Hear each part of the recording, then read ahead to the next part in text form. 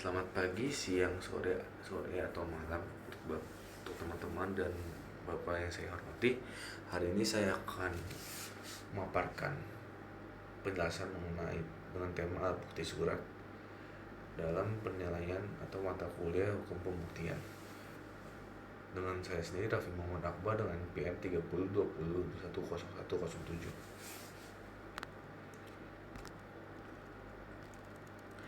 Dalam pasal 1865 WB yang menyatakan bahwa setiap orang yang mendalilkan bahwa ia mempunyai suatu hak atau guna meneguhkan haknya sendiri maupun membantah hak orang lain menunjuk pada suatu peristiwa diwajibkan membuktikan adanya hak atau peristiwa tersebut. Ketentuan seperti itu juga terdapat dalam pasal 163.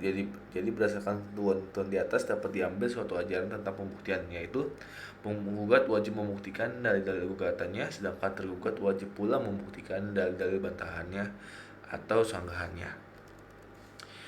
Menurut Sudikno Martokusumo dalam Hukum Acara Perdata Indonesia membedakan definisi surat dan akta.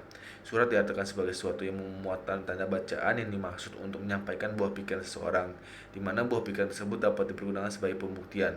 Sementara itu, akta adalah tulisan yang diberi tanda tangan yang memuat peristiwa yang menjadi dasar daripada suatu hak atau perikatan yang sejak awal dibuat untuk suatu pembuktian. Dalam KUH Perdata, akta terbagi atas dua jenis, yaitu akta autentik dan akta bawah tangan. Ketentuan pasal 1868 KUH Perdata menerangkan bahwa akta autentik adalah suatu akta yang dibuat dalam bentuk yang ditentukan undang-undang oleh atau di hadapan pejabat umum yang berwenang untuk itu ditempatkan akta itu dibuat.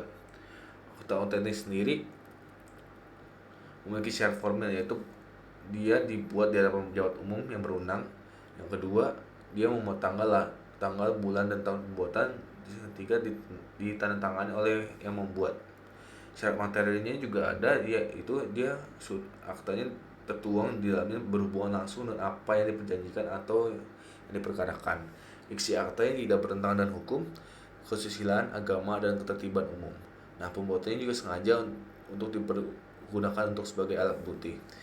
Akta di bawah tangan ini akta autentik ini memiliki kekuatan, yaitu pembuktiannya adalah sempurna dan sepanjang tidak dilawan dengan alat bukti yang derajat dengannya.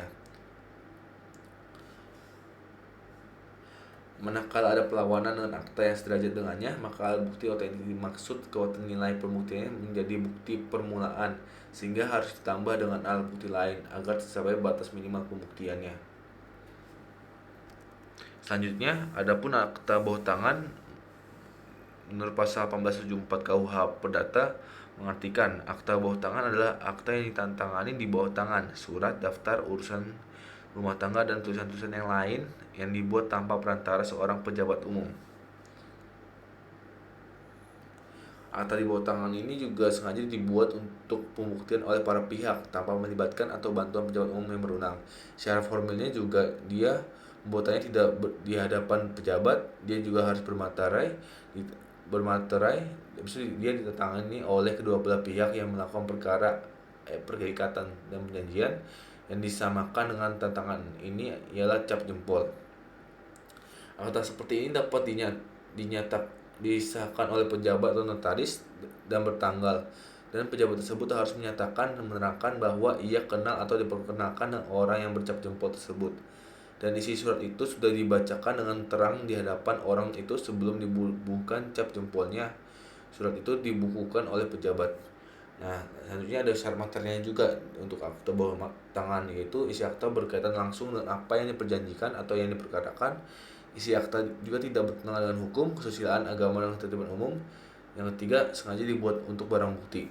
Adapun kekuatan akta di bawah tangan ini adalah nilai pembuktiannya sama dengan bukti autentik selama isi dan tantangannya diakui atau tidak disanggah. Akan tapi bila isi dan tantangannya tidak diakui atau disanggah, maka nilai kekuatan pembuktiannya menjadi bukti permulaan sehingga harus ditambah dengan bukti yang lain.